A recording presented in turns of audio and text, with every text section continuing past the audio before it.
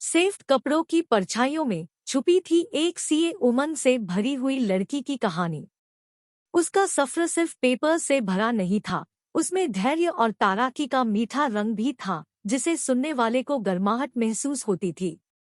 CA की राहों पर चलते चलते हर्षा का सफ़र कुछ ऐसा था कि वो बस एक पल भी भूलना नहीं चाहती थी। परछाइयों में छुपी वो कहानी जो सिर्फ उसका मन समझ सकता था। हर्षा ने सबसे पहले एक बात मानी थी, पेशेंस। उसने समझा कि सफलता का रास्ता कभी भी सीधा नहीं होता।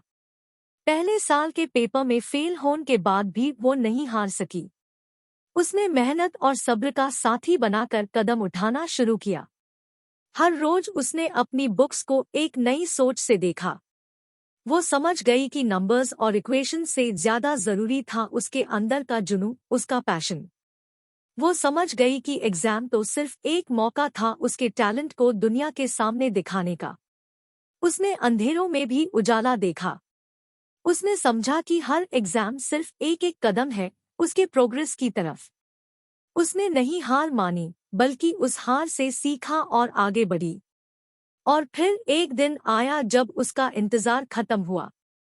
जब वो अपना रिजल्ट देखा तो उसका मन खुशी से फूला।